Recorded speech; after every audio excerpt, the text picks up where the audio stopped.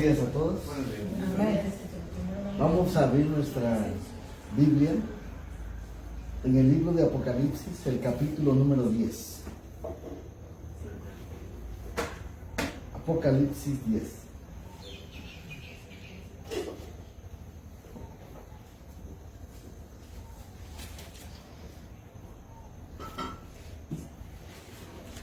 Dice el verso 5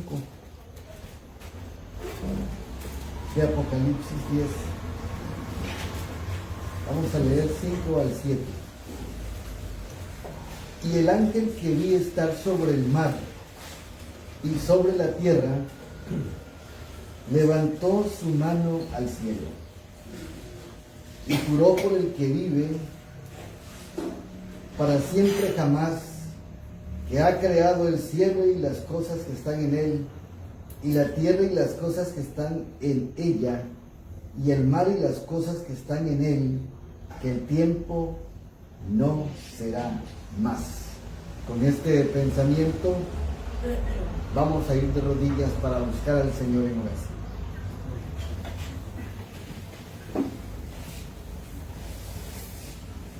Padre nuestro que estás en los cielos, santificado sea tu nombre. Amén. Esta mañana, Señor, te damos muchas gracias por todas tus bendiciones, por tu cuidado y protección durante la noche. Gracias, Señor, hemos llegado al día 9 de este programa de la salud y la felicidad. Y te damos gracias porque hemos depositado toda nuestra confianza en ti como nuestro médico. Ayúdanos, Señor, en la restauración de cada uno. Todos tenemos dolencias, males, y necesitamos tu mano divina. Amén. Así que, Señor, estamos en tus manos. Bendice a cada uno de tus hijos, fortalece nuestra vida, derrama tu Espíritu Santo, danos sabiduría, Amén. Apártanos del mal y conságranos a ti. Amén. Bendice este estudio y que la gloria sea para ti. Amén. En el nombre de Cristo Jesús. Amén. Amén. Buenos días entonces, y Amén. estamos contentos. Es el día 9. Mañana es el último día, pero si quieren les damos el pilón. Ustedes deciden. ¿O cómo le llaman la contra? ¿Cómo le llaman en pueblo? El pilón. O la contra también lo llaman. Tuvimos un día bendecido ayer que cerró con una ceremonia muy importante en la vida de Adán y de Adriana, nuestros hermanos, y que estamos seguros que el cielo ha pactado nuevamente con ellos. Y así, parte del programa, pues fue algo especial. Y damos gracias a Dios por ello. El río estaba tan bonito que daba ganas de meterse. Pero si se portan bien, a lo mejor hoy los llevamos. Eso sí se portan bien. Bien, hay muchos planes trazados. Hoy es el 9º día. Y nosotros tenemos que seguir estudiando acerca de esta profecía que es muy importante para todo, al ver si sí, para todo el mundo. Entonces, en resumen, y les pregunto, ¿cuándo empiezan a correr los 2300 días, o tardes y mañanas, o años? ¿Cuándo? En el 457. ¿Sí? ¿Qué sucedió en el año 27? El ungimiento del Mesías, donde inicia las 70 semanas, las 70 semanas, ahí mismo. Ahí termina las 69 semanas y entramos a la última semana, que realmente tiene que ser, que se parte en dos. A la mitad de la semana se confirma el pacto con muchos, es la muerte del Señor Jesucristo, que son la predicación de los 3 años y medio del Señor Jesús, Y de entonces, después de ello, los discípulos son los que predican otros 3 años y medio para concretar las 70 semanas que concluyen en el año 34. ¿Sí? Creo que estamos de acuerdo, ¿está claro eso? ¿Alguna duda, alguna pregunta? Estos días corren precisamente, como ya fueron mencionados, por el libro de Deuteronomios, el libro de Ezequiel, donde nos hablan de la profecía día por año, que coincide con la profecía bíblica en relación a día por año, que son 2.300 días, son 2.300 años.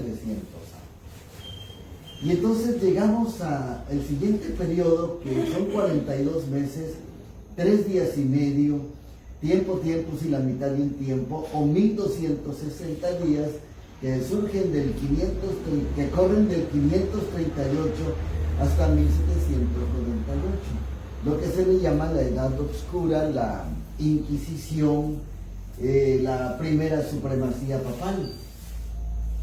Todas estas cosas son importantes saberlas y enseñarlas. Y cerramos entonces las 2.300 tardes y mañana el 22 de octubre, en el otoño de 1844, y ahí están los textos de Daniel 8:14, Apocalipsis 14:7 y 1 de Pedro 4:17. ¿Alguna pregunta hasta aquí? ¿Alguna duda? ¿Está todo muy claro? Es importante comprender todo ello, porque esto es parte de nuestro fundamento adventista. Es nuestro fundamento. Tenemos que estar al tanto de todo esto. A eso se le llama, dijimos, la purificación del santuario, que inicia allí, que no era otra cosa sino que el Señor Jesús pasaba del lugar santo al lugar santísimo, el proceso sacerdotal para limpiar el santuario, pero del cielo. ¿Y de qué lo va a limpiar? De todos los pecados acumulados que a través de la sangre de Cristo fueron llevados. La parte del lugar santísimo es muy interesante, porque en el lugar santísimo está el arca del pacto, la Shekinah también se llama, que es el fundamento del gobierno de Dios, y que allí habían algunas cosas interesantes, como por ejemplo las tablas de la ley, los 10 mandamientos que fungen como el carácter de Dios y como su gobierno, misericordia y justicia, que no se pueden evitar y no la puede evitar ningún ser humano, porque estamos en esta tierra pues no condicionados, pero sí regidos por la constitución divina, que son los 10 mandamientos. ¿Está claro eso? Son los 10 mandamientos, la ley de Dios, que son los 10 mandamientos, es la constitución del cielo y de la tierra, y que deben guardarse fielmente, porque de lo contrario, al caer en las leyes humanas que están en contra de la ley de Dios, solamente viene castigo, solamente viene destrucción final. Pero allí en el arca también había otras cosas. Por ejemplo, estaba la vara de Aarón que floreció, ¿se acuerdan ustedes? ¿Y qué significa la vara de Aarón que floreció? ¿Alguien se acuerda? La vara de Aarón. ¿Qué significa la vara de Aarón que floreció? ¿Alguien se acuerda por ahí? El espíritu de profecía. En la cocina. Qué bueno que escucha. Qué bueno que escucha. Aarón, acuérdense, según el libro de Éxodo, era el profeta de Moisés, porque Moisés no quería hablar, entonces se llevó a Aarón, su hermano, y era su profeta, aunque Moisés también era profeta. Entonces, la vara de Aarón representa al espíritu de profecía que florece y que le da autoridad a la iglesia. Y esos libros son los que están por allí, el manual médico misionero, por ejemplo. Todo está lleno de los consejos de Elena G. de White. Y hasta el día de hoy, quiero decirles que lo han revisado eruditos y médicos. Y dicen, excelente, nadie ha dicho hablar o mal. No hay nada oscuro en los libros del espíritu de profecía. Por eso los libros del conflicto de los siglos que regalamos el domingo son una bendición, porque esa es verdad, esa autoridad, y entonces si esa autoridad y esa inspiración divina, ¿qué cosa es? Palabra de Dios. Amén. Es palabra de Dios. No podemos menospreciarlo. Y ante ello también es importante, no tenemos ese tema aquí, pero no nos dio tiempo en esta ocasión, es de saber estudiar el espíritu de profecía. Se estudia como la Biblia, con reverencia, con atención, con obediencia y en su contexto. Dice el profeta Isaías que la Biblia se estudia un poquito aquí, otro poquito allá, aquí y acullá. Y entonces esta iglesia adventista del séptimo día, esta verdad que la cual estamos, que Dios nos dio, se basa en la Biblia y en el espíritu de profecía. Estas dos cosas son básicas. No nos basamos en otra cosa. Hay alguna cita, perdón, pastor, donde dice que la vara de Aarón representa o significa el espíritu de profecía. El Éxodo menciona eso. Porque la vara que floreció fue la de Aarón, y Aarón era llamado el profeta de Moisés. ¿Sí? Y la misma hermana Juan menciona acerca de eso un poco, luego se los vamos a enseñar. Pero lo interesante es que esa vara de Aarón, el espíritu de profecía, es fundamental para todas las épocas, para este tiempo.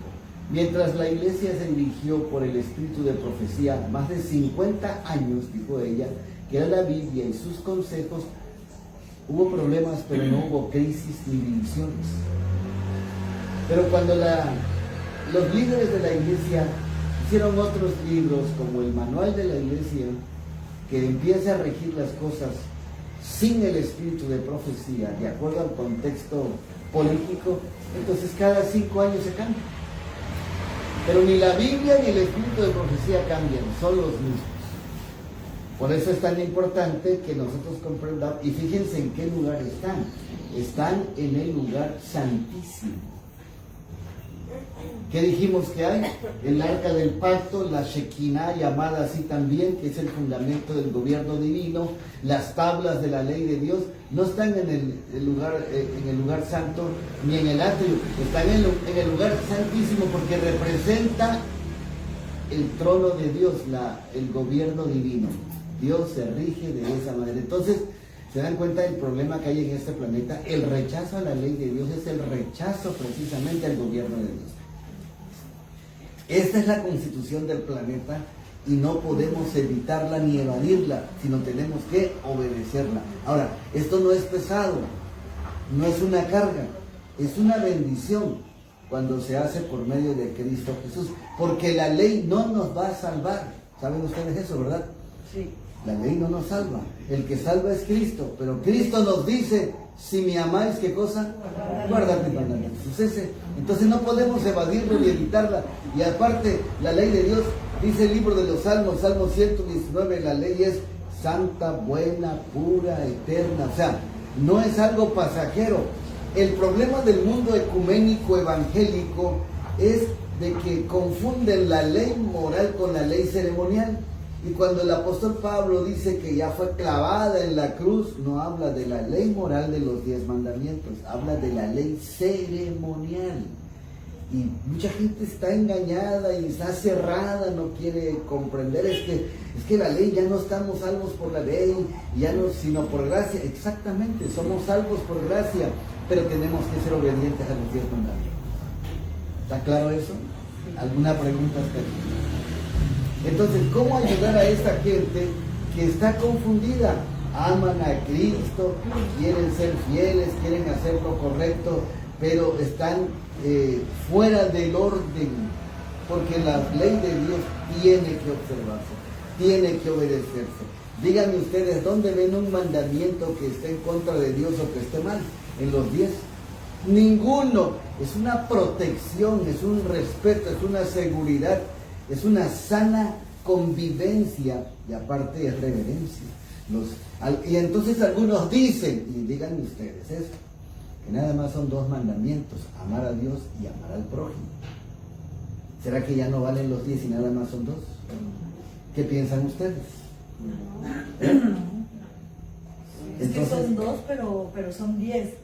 Bueno, entonces, ¿son 10 o son 2? Aclárenmelo. Son 10. Son 10, pero Y se es resumido resumen también. en dos. Ándale, No, no, son resulta 10, de pero 10. se resumen en dos. Es lo que dice. Es muy simple.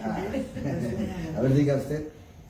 Son 2 mandamientos, pero la ley está, los 4 primeros mandamientos corresponden a Dios y los otros 6 tienen que ver con nuestro prójimo. Por eso en esos 2 mandamientos se resume toda la ley. Exactamente. Los primeros 4 tienen que ver con nuestra relación con Dios. Y los siguientes 6 tienen que ver con nuestra relación aquí entre nosotros. Entonces la gente es Y si fácil. amamos a Dios y a nuestro prójimo, por eso dice, si me amas, guardarás mis mandamientos. ¿Sí? Exactamente. Entonces, ¿está complicado? No, no está complicado, pero lo gente lo complica. complica. El enemigo es el que ha hecho todo esto, la gente lo complica y no se dan cuenta que el enemigo los juega para poder estar en contra de Dios, porque estar en contra de la ley de Dios es una rebelión y la rebelión trae fuego, castigo, destrucción, muerte, juicio. Entonces, qué bueno que estamos aquí, nosotros entendemos los mandamientos y la ley de Dios son buenos, son una ley de amor, una ley que hay que ser, que es para nuestro bien, es como la Constitución de los Estados Unidos mexicanos. ¿Alguien puede ser mexicano y vivir fuera de esa Constitución? No, por eso estamos aquí. Es muy simple y es un buen ejemplo que si vivimos en este país, tenemos que obedecer sus leyes, hasta cuando no contradigan la ley de Dios, ¿verdad? Entonces, al vivir todos los seres humanos en este planeta, tenemos que vivir bajo la Constitución universal que viene del cielo, que son los 10 mandamientos, y que están en el arca del pacto, y que van a aparecer muy pronto. ¿Dónde está la ley? ¿Dónde quedó la ley de Dios? El santuario terrenal ya no tiene funciones. Ya no tiene funciones. ¿Dónde quedaron los 10 mandamientos? ¿Alguien se acuerda las tablas? Bueno, en el arca del pacto. ¿Eh? En el santo. En nuestro corazón. No, pero las literales, las tablas de piedra. ¿Dónde quedaron? Santuario. Santuario ya no está. En el lugar santísimo. Esas son otras. Esa Era nación. copia. Pues no las dice. Y las tablas de piedra de aquí de la tierra eran una copia de la original. ¿Sí? Pero ¿qué pasó con las tablas terrenales? Las tablas terrenales. Fueron escondidas por hombres santos y están escondidas. ¿Sabían ustedes eso? ¿Hasta cuándo? Yo pensaba que era la que estaba en el cielo. No, porque acuérdese, hermana Orfa, que a Moisés le dijeron, hazlo conforme al modelo que te mostró. Sí, porque allá está el original. Allá está el No puede original. estar allá. Pero el original está allá. Y es algo interesante, ahorita les menciono otra cosa, pero bueno, entonces, ¿dónde están? Nadie sabe. Pero hay una cosa muy interesante, hay una profecía que van a aparecer. Y hace algunos años, no sé si ustedes escucharon esa noticia, un pastor la dio, que cuando fue la guerra del Golfo Pérsico, un misil se clavó en tierra y descubrieron que había una cueva con los utensilios del santuario y había unas tablas quebradas. Porque ¿qué pasó con las tablas que Moisés quebró cuando el pueblo estaba pecando en idolatría? No dice la Biblia, pero las tablas que encontraron, ¿saben qué? Estaban quebradas. Entonces se supone que encontraron las que Moisés quebró. Y las otras todavía siguen escondidas. Pero hay algo interesante. La sierva del Señor menciona que van a aparecer como evidencia arqueológica, real, de que el carácter de Dios está vigente a través de sus 10 mandamientos. ¿Sabían ustedes eso? Que va a aparecer. Van a aparecer, ya aparecieron las quebradas. Faltan las que hizo Moisés. Sí, faltan. No sabemos en qué momento, pero van a aparecer. Pero el Espíritu de profecía dice que las que están en el cielo van a aparecer también. ¿Cuándo? ¿Qué? Cuando venga Jesús. No, antes. Antes. ¿Cuándo van a aparecer? cuando se ejecute, cuando se diga la ejecución del juicio, la ira de Dios sin misericordia, cuando los impíos tengan que pasar por esa situación. Cuando se diga, hecho está. Cuando se cierre el tiempo de gracia y antes de que aparezcan las plagas, aparece la ley de Dios para que ellos sepan el orden del juicio. ¿A poco no primero caen las plagas? Porque dice por Víctor los siglos que antesito que Jesús aparezca en el cielo, No, se ve la palma de una mano con los 10 mandamientos. eso es antes.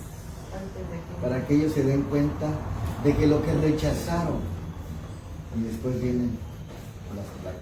Es como diciéndole, miren, vamos a entrar a un juicio, en lo que fallaron fue esto, y entonces viene todo lo que hizo.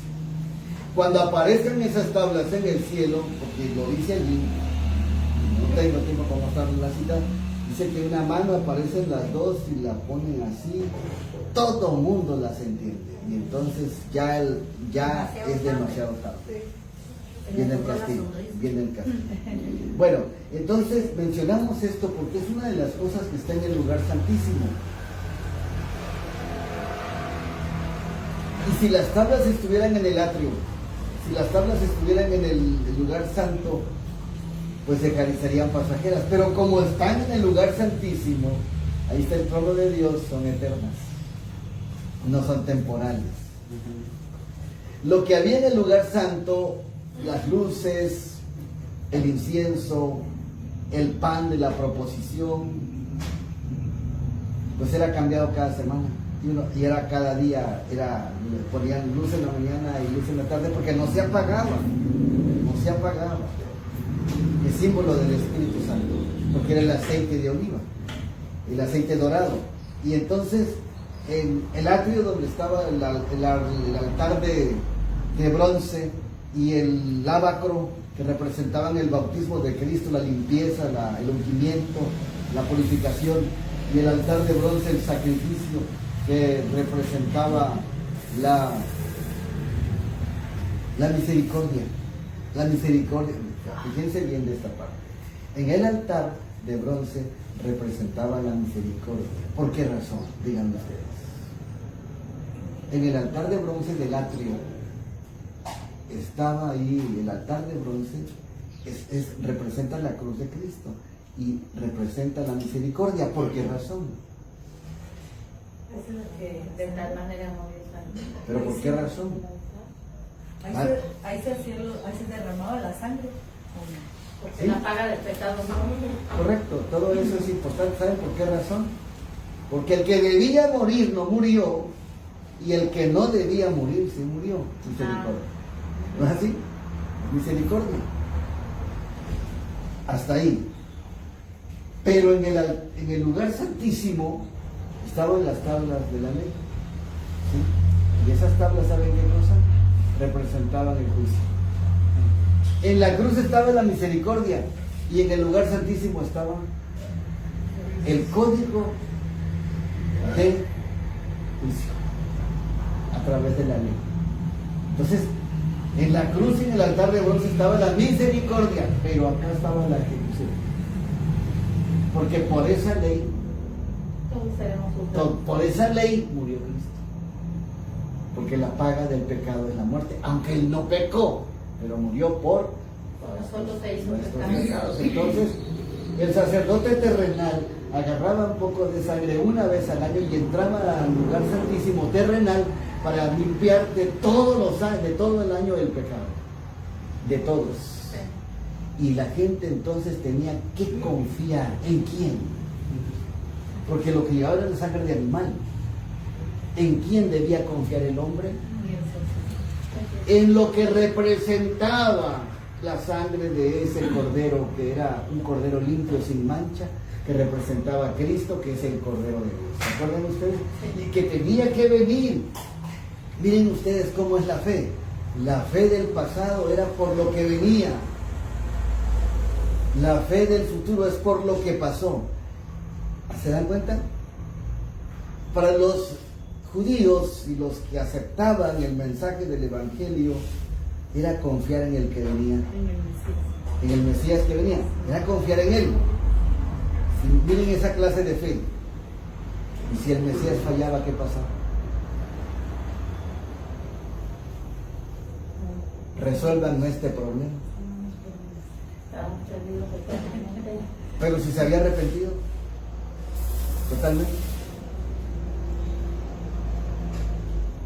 estábamos perdidos, prácticamente. Entonces, miren, ¿es fácil o es difícil vivir por fe? Es fácil y difícil. Porque tengo fe, yo tengo mi fe y así es, y a ver qué pasa en 2000 años. ¿Tenía Jesús la posibilidad de fallar? Sí. Pues sí, porque era humano. Sí, porque era humano. ¿Y por qué tanto lo tentó Jesús? Porque tenía la posibilidad de fallar. ¿Sí? Lo tentó el enemigo a Jesús. ¿Tenía la posibilidad de fallar? Sí. Pero gracias a Dios que no falló. Es interesante todo, ¿eh? Esto es lo que muestra el santuario. Por eso es importante su estudio. Y entonces se hizo misericordia en la cruz, porque quien no debía murió para que el que debía viviera. Pasando entonces la cruz y venciendo Cristo sin pecado en la cruz del Calvario, resucitando al tercer día, entonces vino otra clase de fe. Todas las generaciones sucesivas, para nosotros es más fácil. Nos tocó una fe más fácil. ¿Por qué razón? Porque ya venció. Ya se concretó el plan de salvación en la cruz. Pero para los antes de Cristo, la fe era más difícil. ¿Qué tal fallaba? Pero no falló, ni iba a fallar, porque Dios es muy bueno. Pero para nosotros la fe es más fácil. Y ese es un problema que tenemos. Como está tan fácil, pues a veces hacemos algunas cosas particulares independientes. Y eso es lo que causa el problema de este tiempo en el cristianismo. Es un tremendo problema que hay, es una crisis terrible que hay. No causemos más problemas. Si ya hay suficientes problemas en el mundo cristiano, no causemos más. Porque es cierto que hay perdón, sí, pero no juguemos con la gracia.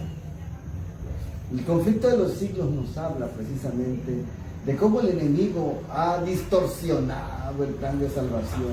Lo pone como salvación por obras, bien difícil, o lo pone ligero, como no importa cómo vives, nada más arrodíllate y ya estás libre de todo mal. No. Tenemos que ser reverentes y ser fieles y comprobar que Dios tiene poder cuando nosotros decidimos por Él. Es algo muy importante. Muy, muy importante. Entonces, por esta razón,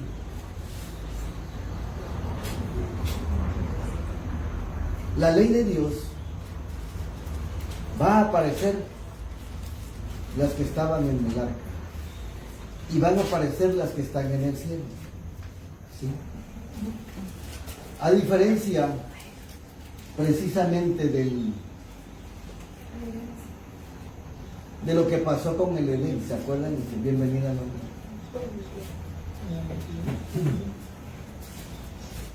¿Qué pasó con el jardín del Edén? ¿Dónde está? Díganme, no me digan más, que díganme primero dónde está el jardín del Edén. ¿En qué parte, en qué parte de la tierra está o estaba? ¿Qué pasó con el jardín del Edén durante el diluvio? Se lo llevaron los ángeles. ¿Se imaginan que un pedazo de tierra, no sé cuántas hectáreas, fueron traspuestas al cielo? Se me hace increíble, impactante. Se me hace impactante. Fue traspuesto al cielo. Qué bueno. Y se va a recuperar ese jardín. Por eso estamos aquí. Entonces, amigos y hermanos que nos escuchan, eso está en el lugar santísimo. Cristo en la purificación del santuario es el juicio, realiza el juicio preadvenimiento desde el 22 de octubre de 1844 y a través de 7 truenos se anuncia ese juicio. Lo dice la Biblia en el capítulo 10. Y además, ¿saben algo muy interesante? ¿Cuánto dura ese juicio? Preadvenimiento. Porque hay, dentro de ese juicio preadvenimiento hay 2 etapas. ¿Cuáles son? ¿Alguien se acuerdan?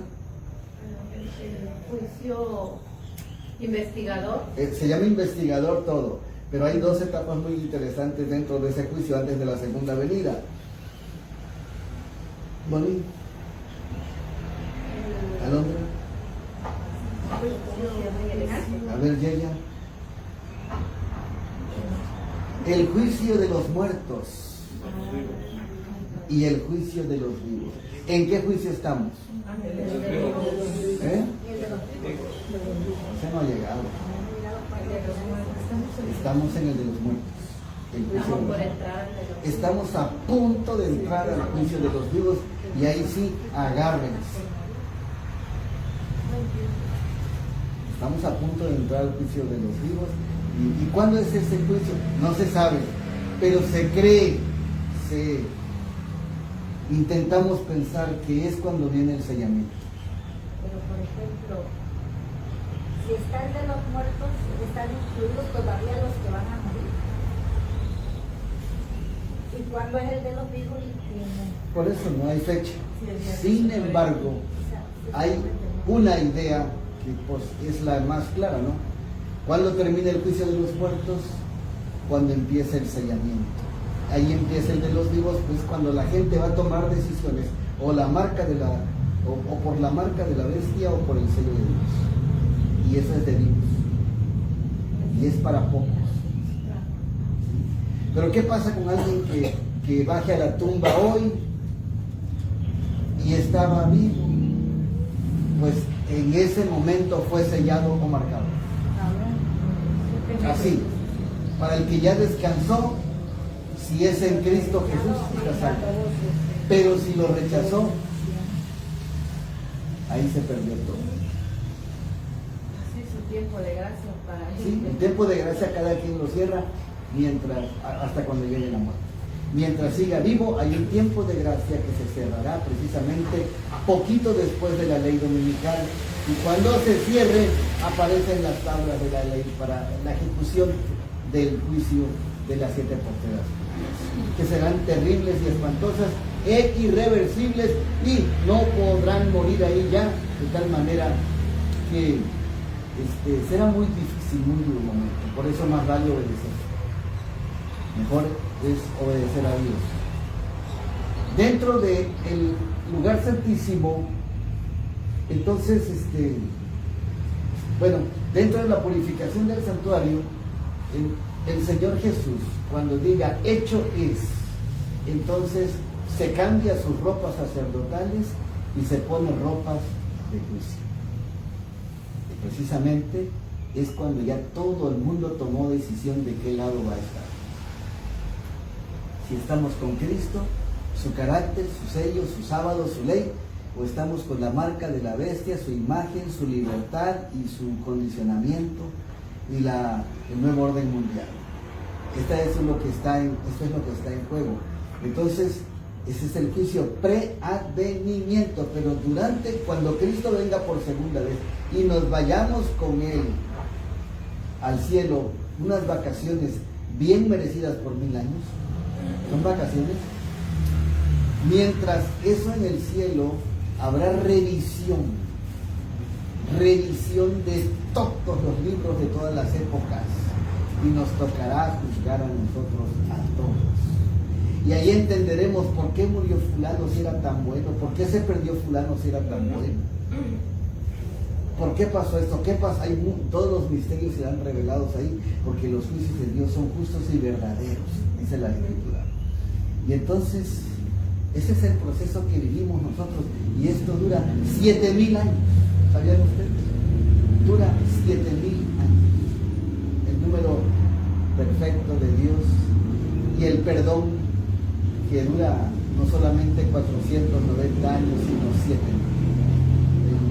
tierra tiene ese periodo de gracia y si lo aprovecha todo ser humano, qué bendición de cada época, y si no, lamentamos, pero todos tienen la misma oportunidad, todos tienen la misma oportunidad. Así que nosotros no estamos del otro lado, pero el que dice estar firme, ¿qué cosa? Y estemos a cuentas con Él, reconciliémonos con el Señor, que ya si nos toca vivir o descansar, que estemos con Él. Amén. Entonces, ¿qué más había en el lugar santísimo? Estaba en el lugar santísimo. Había una urna de maná. ¿Y qué representa el maná? Pan del cielo. El pan del cielo representa a Cristo, representa el sustento y un milagro, pero representa para estas épocas la reforma pro salud. Eso representa. Entonces, ¿se dan cuenta ustedes algo muy importante? En el altar de bronce se mataba al cordero, se quitaban ciertas cosas de la parte del cordero, se guardaba la sangre y el sacerdote comía. ¿Se acuerdan ustedes? Comía ciertas partes.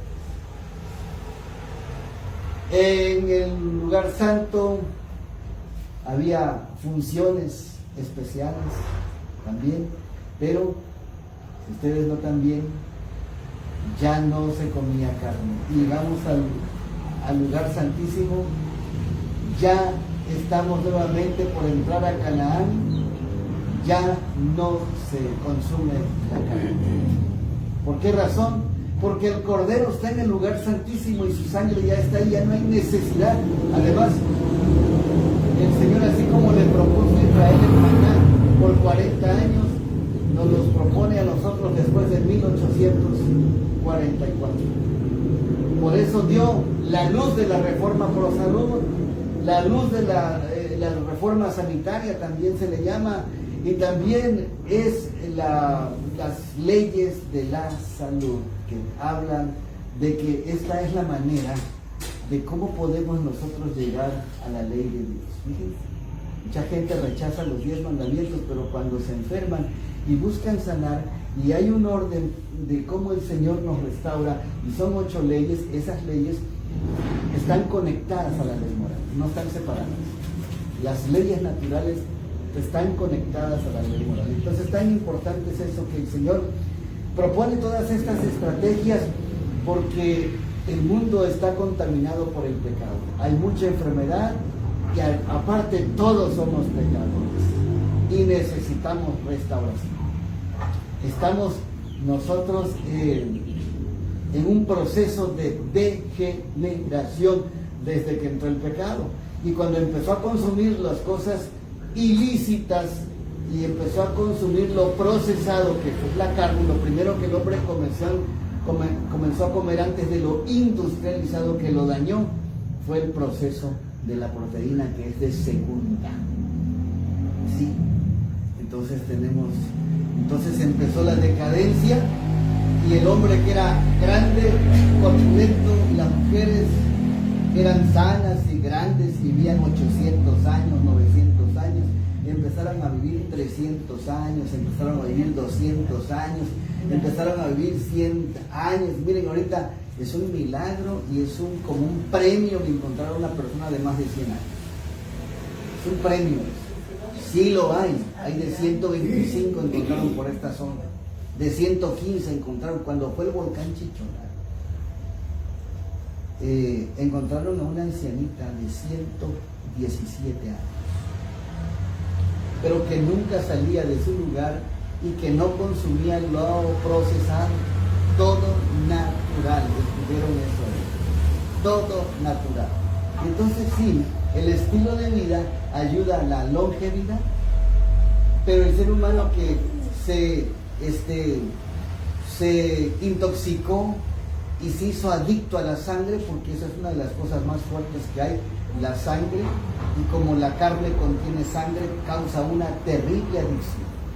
Porque, por ejemplo, algunos no pueden dejar el café por la cafeína que da codependencia, y la carne también, y hay sustancias que causan adicción. Y entonces cuando usted ve a una persona que come carne, pobrecito, y no la puede dejar, es porque es un adicto. ¿Sabían ustedes? Sí. Es una adicción. Sí, sabe que le va a hacer mal, sabe que le va a afectar, pero no la puede. Es como el borrachito de la calle, sabe que se está muriendo, sabe que está mal, pero busca hasta alcohol directo, compra en la farmacia porque necesita. Su microbiota está tan dañada que necesita lo malo, aunque lo va a matar. Y así están los que comen carne, porque es muy dañina. Y bueno, hay otras sustancias también que no son buenas. El azúcar causa una adicción también, y muchas otras. Pero la industrialización pone sustancias que causan adicción para como mercadotecnia. Sí. Y a veces, muchas veces en el producto dice allí que es sano, que es integral, que tiene tales semillas, que no tiene tales aceites, pero para vender hay mucho engaño. Lo mejor es comer lo natural que nosotros podamos hacer, y ese es el plan original de los huertos familiares que habla la sierva del Señor, para ir volviendo al Edén paso a paso. Así que este es un proceso. El programa de 10 días de salud y felicidad que se están impartiendo aquí, que mañana concluyen, no es el todo. Es una transición, es un proceso, es una oportunidad para poder lograr el estilo de vida que Dios quiere que todo ser humano tenga para poder llegar al cielo. Entonces, amén. Dice la sierva del Señor que, pues, a veces parece que Dios es muy recto, ¿verdad? Pero ¿qué pasa si lleva a una persona alcohólica al cielo? O a una persona que se droga. Si Dios dijera, la verdad está feo matar a los que yo creé, a los que yo hice, pues que vayan tantito, que vayan, los vamos a dejar en un rinconcito del cielo, que no estén con los demás, porque realmente la verdad es muy feo eso, y los intoxicaron. ¿Qué pasa si va uno al cielo? O alguien que dice, bueno, es que él comía mucha carne, pero que vaya, tomaba mucho, fumaba mucho. Que vayan, pobrecitos. Imagínense que Dios pensara así. ¿Qué pasaría con una persona que se encuentra allá y ya no hay muerte, ya no hay azúcares industrializadas, refinadas, ya no hay productos, ya no hay alcohol? ¿Qué pasa con una persona así? La paga de pecado es muerte, dice el hombre. Bueno, para empezar, ni van a ir. Y punto siguiente, lo menciona la sierva del Señor, serían infelices. Serían totalmente infelices. ¿Ustedes creen que va a andar una persona ahí atrás de un pollo, allá en el cielo? No, porque no va a haber muerte. Ya no va a haber muerte. Entonces, hay que prepararnos para esa transición. El maná, que representa la reforma pro salud. No es una imposición, es libre, pero esta es una orden divina. ¿Sí? No hay un látigo para ello, porque no. Si hay una incomodidad, porque sabemos cómo se están dañando, pero es la vida de cada quien. Nosotros simplemente somos educadores en este aspecto. Mostramos cómo está la situación. Y la Biblia lo menciona con Daniel, que fue una prueba de 10 días y que hubo resultados extraordinarios. Está comprobado científicamente que el que evita los tóxicos industriales y la carne directa vive sano y vive más. Y saben una cosa, no importa si sano, si vivo mejor o peor, lo importante es la obediencia. Y obviamente la obediencia, según el libro de Números, trae mucha bendición.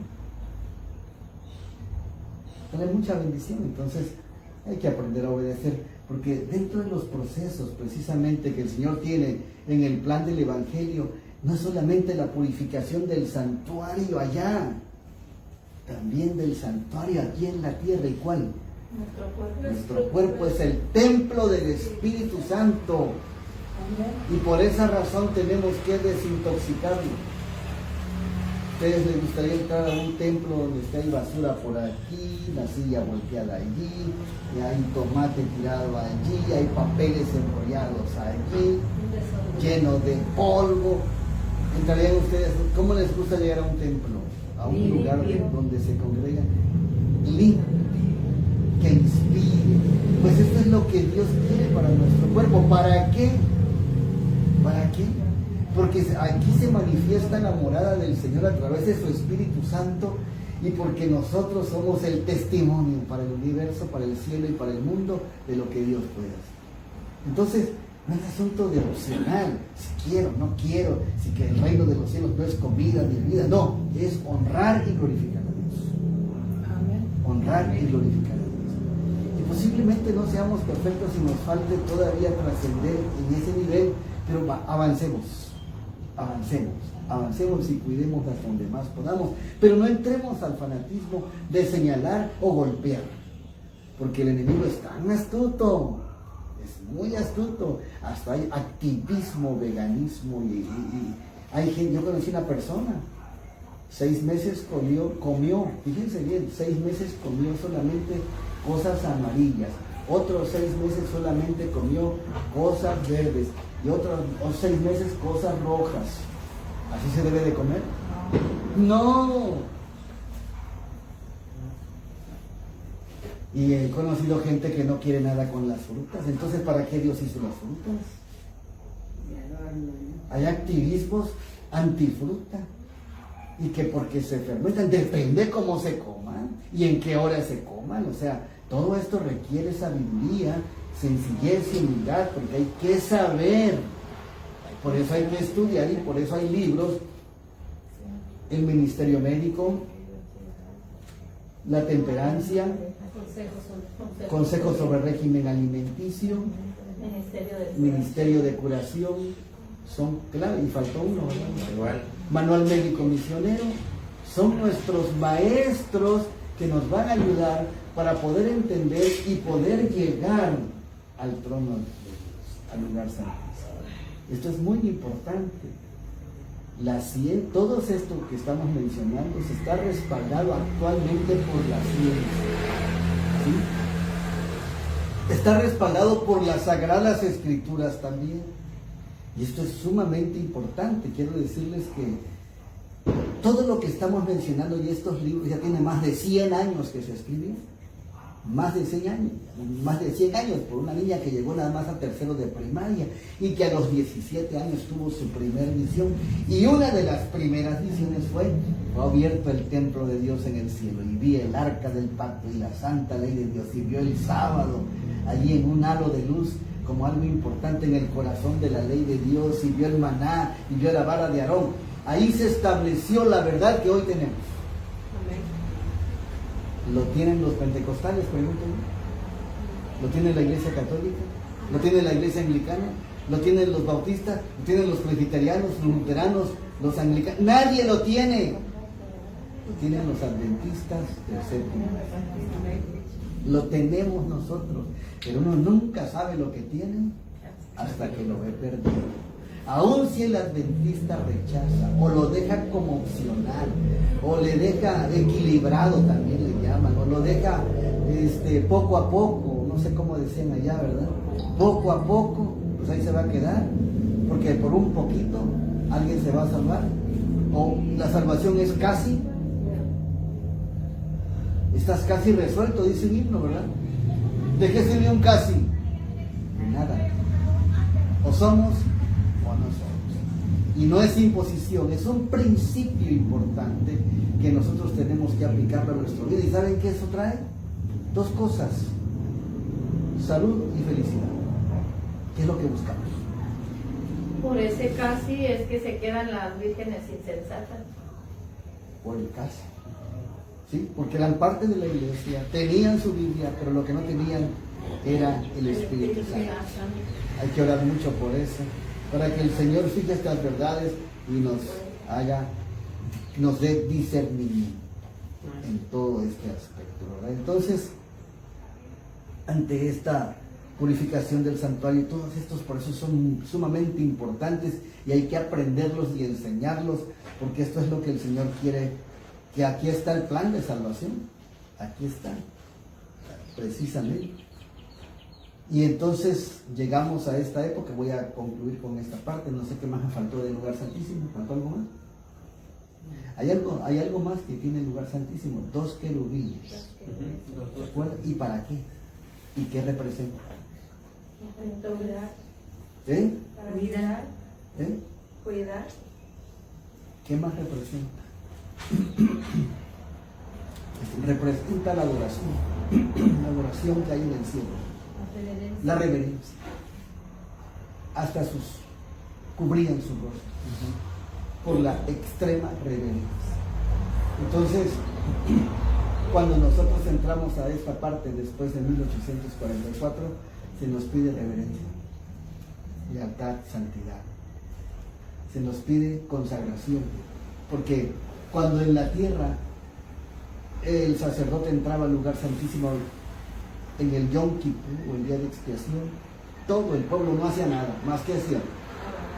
Solamente oraban y ayunaban y estaban en penitencia hasta que saliera el sacerdote del lugar santísimo, porque estaba expiando los pecados, limpiando. Entonces decían los fieles, los israelitas, yo voy a orar porque no sé si mi nombre esté pasando. ¿Alguien sabe si su nombre está pasando? Entonces, ¿qué hay que hacer? Orar. Oración, consagración, ayuno. Hay que prepararse para eso, no por miedo. El juicio preadvenimiento no es para miedo, porque si estamos con Cristo estamos seguros. Así que es un juicio vindicativo. No es que si me salvo o no me salvo, no, somos salvos en Cristo, pero hay que cuidar. No es para que si me voy a salvar me voy a perder. Si hay descuido, es fatal. Por eso el que dice estar firme, mire que no caiga. Y entonces llegamos a este tiempo y dice Apocalipsis, el capítulo 10, el verso número 6, Apocalipsis 10, 6. El que lo tenga lo puede leer inmediatamente.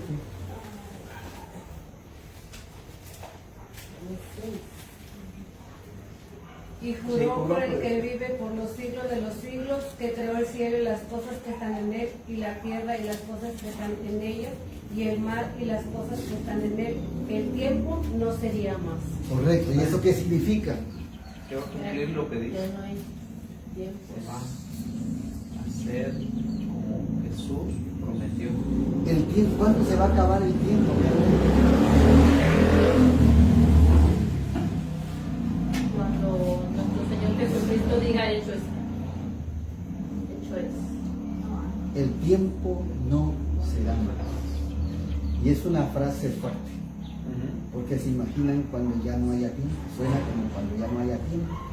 Y entonces entendemos algo muy interesante, muy importante. Voy a leerles estas citas, porque si no me puedo alargar más. Este tiempo que el ángel declara con un solemne juramento no es el fin de la historia de este mundo, ni el fin del tiempo de gracia, sino el tiempo profético que debía preceder al advenimiento de nuestro Señor. Es decir, la gente no tendría otro mensaje acerca de un tiempo definido. ¿Por qué dice eso? Porque 457 al año 27, al 31, al 34 estaba definido, ¿no es así? Que 538 a 1798 estaba definido, 1260 años. 457 a 1844 estaba definido, pero después de eso ya no habría definición de tiempo. Profecías largas. ¿Sí? Las profecías largas llegaron a su fin aquí. Es decir, la gente no tendrá otro mensaje acerca de un tiempo definido después de ese lapso que abarca de 1842 hasta 1844. No puede haber ningún otro cómputo definido de tiempo profético. El cálculo más prolongado llega hasta ¿cuándo? 1844. Esta es la profecía más larga, y no hay otra larga, ¿sí? De día por año. esta es la más larga. Y entonces, ¿cómo entendemos el tiempo después de ello? Pues el tiempo ya no es más, ahora se trabaja por evento. Por evento, ¿alguien sabe el día y la hora de su venida? Es un evento importante y un acontecimiento. Digo, Dios sabe el día y la hora de su venida de Cristo. Sí, sí la sabe. O sea, que para la venida de Cristo, sí, hay una fecha exacta, día, hora, año. Sin embargo, aquí me dice que el tiempo no será más. ¿Eso qué significa? Hay cosas interesantes aquí que ya no me va a dar tiempo de verlas, pero saben una cosa muy interesante, que después en 1844 ya no se contabilizan periodos largos de tiempo. Y hay periodos en el libro de Daniel capítulo 12, que a lo mejor mañana lo veamos, que son 1290, 1260, 1290 y 1335. ¿Han ustedes oído hablar de esa cantidad? Y si ya no hay profecía de tiempo, entonces ¿cómo se interpretan esos tiempos? Algunos se han metido en líos y le han puesto día por años a 1260, a 1290 y a 1335, y para que coincida acomodan ciertos eventos antes del 1844 y lo ponen hasta allí. Pasa. Cuando al pasado lo ponen, cuando esto no está al pasado. Esto se encuentra al futuro, lo de Daniel 12. Solamente les doy una pizca de lo de mañana. ¿Cómo podemos saber que están al futuro estos días sin ser futuristas? Porque también hay otra corriente jesuita que acusa a los preteristas y futuristas. Toda la profecía va hacia adelante. No lo olviden. Mateo 24:15. ¿Se acuerdan lo que dice Mateo 24:15?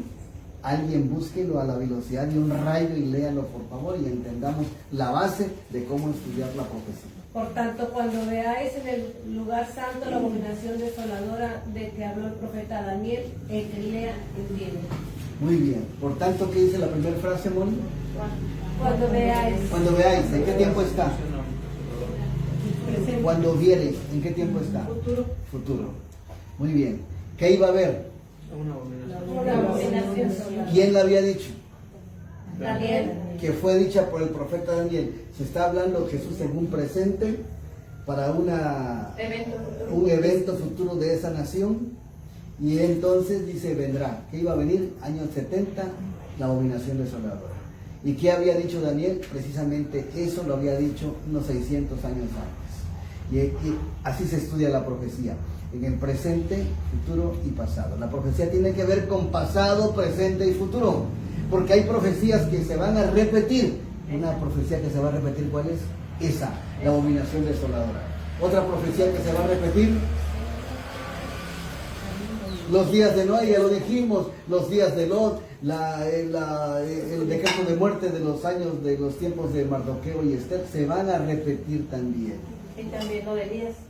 Se va a repetir lo de Elías también. Ya estamos a punto de entrar a la repetición de esto. Y entonces, aquí hay algo muy importante. Los días de Daniel 12 entonces no son día por año, porque el tiempo ya no es más hasta 1844. Ya no hay profecía larga de tiempo. Entonces estos días vienen con eventos futuros y son literales. Simple y sencillamente. Son literales. Quizá no nos metamos a contabilizarlos, pero sí hay eventos importantes que lo marcan.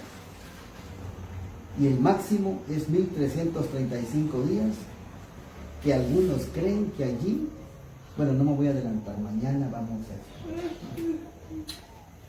Pero esto es importantísimo, hermanos. Después de 1844 ya no hubo más profecía de tiempo, ya no la hubo, y ahora trabajamos por eventos, y ahí se forman los días, se cuentan de manera literal. La posición del ángel con un pie sobre el mar y el otro sobre la tierra significa la amplia extensión de la proclamación del mensaje. Un pie en el mar y un pie en la tierra significa que el mensaje es universal, está en todas partes.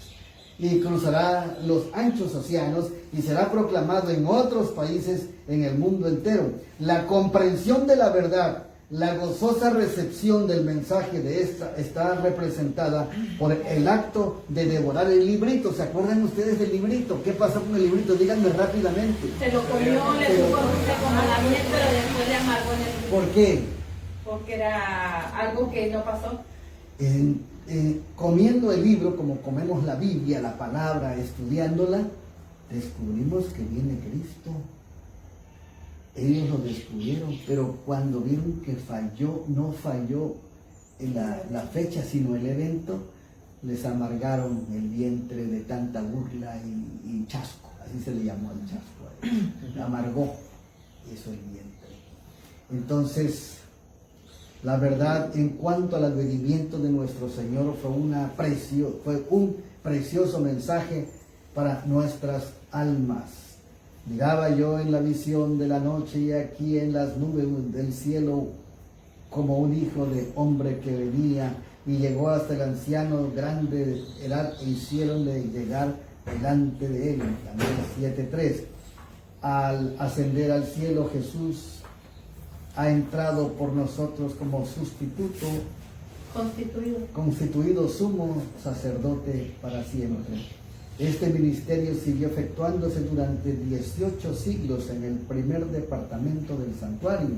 La sangre de Cristo ofrecida en beneficio de los creyentes arrepentidos aseguró su perdón y aceptación cerca del Padre, pero no obstante a sus pecados permanecieron aún escritos en los libros de registros.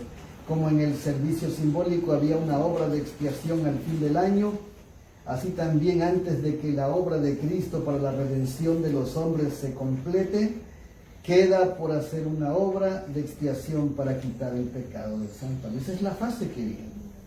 Esa es la fase final. Este es el servicio que empezó cuando terminaron los 2300 días, 1844. Entonces, así como había anunciado Daniel el profeta, nuestro sumo sacerdote entró en el lugar santísimo para cumplir la última parte de su solemne obra, la purificación del santuario. ¿Alguna pregunta hasta aquí? ¿Alguna duda? ¿Alguna inquietud? ¿Está claro esto? La purificación del santuario en el cielo y la purificación del santuario en la tierra. Está conectado lo espiritual y lo material. Está conectado, aún con nuestras personas. Por esa razón, tenemos que estar a cuentas con Dios de manera permanente. El tiempo no será más y estamos a punto de entrar a la fase final, donde entrando ley dominical, los eventos finales serán muy rápidos, muy rápidos. Pongamos atención, pongamos cuidado, porque el enemigo es muy traicionero y a veces nos hace sentirnos muy bien en el mal y hace ver el bien como mal. No dejemos de estudiar la Biblia y el espíritu de profecía y todos los días tomar decisiones que tengan que ver con la eternidad. Convertir nuestras almas al Señor en obediencia a sus mandamientos, ser fieles y trabajar para Él, y que Él defina qué pasa con nuestras vidas en relación a si vivimos y nos vamos al cielo así, o descansamos y resucitamos. Pero el Señor nos da su misericordia, nos da su salvación y pronto nos da su redención cuando venga por segunda vez. ¿Alguna pregunta? Si no la hay, cantamos un himno y entonces se van a caminar. Digo que se van a caminar, pues nosotros vamos a ir por leña, ¿verdad? Así que, o alguien quiere cargar leña de la Himno número satisfacción. 357, ¿no? ¿Qué número? 3. 357. ¿Cómo se llama? Soy peregrino.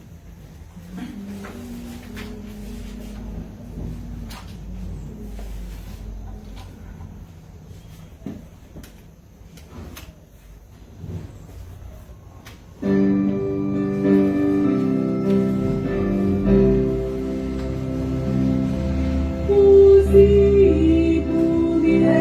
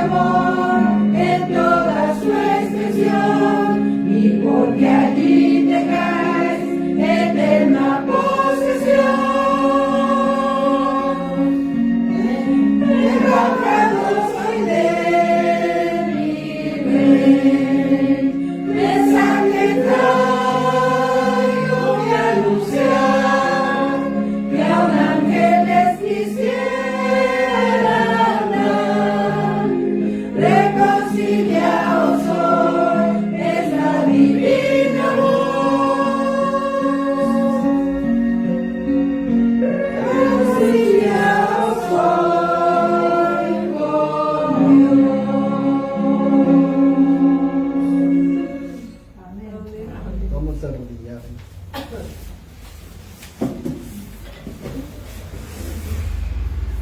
Eterno Dios y Padre nuestro que estás en los cielos, santificado sea tu nombre. Amén. Gracias, Señor, por la misericordia que has extendido hasta nosotros, aún sin merecerlo. Ni siquiera habíamos nacido y ya tenías un plan para nuestra salvación.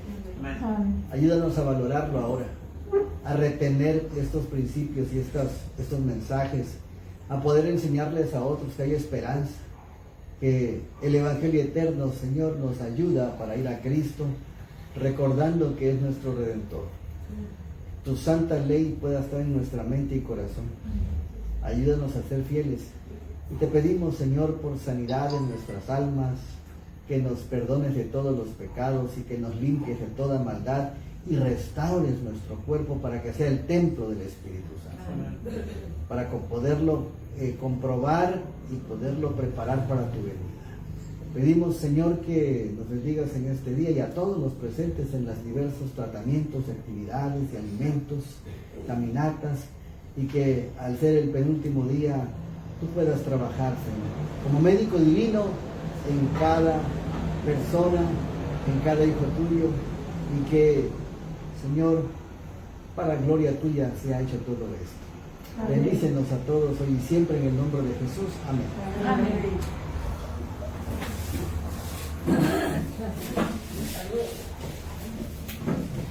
Le vamos a pedir a los caminantes que The Bluetooth device is ready to pair. vayan a caminar y Caleb y yo nos preparamos. Adelante, aprovechemos estos son días intensos. Aquí está su agua, por favor. ¿Alguien le faltó agua? Ya lo arreglé. Vamos a darle la lección que le he contado a Laura. Ah, sí, yo creo que contaron. ¿Alguien le Pero faltó? para un la izquierda. No, pues me tomo por aquí. ¿Más agua? ¿Fue a tomar? Uno de las manos mías. No, ya también.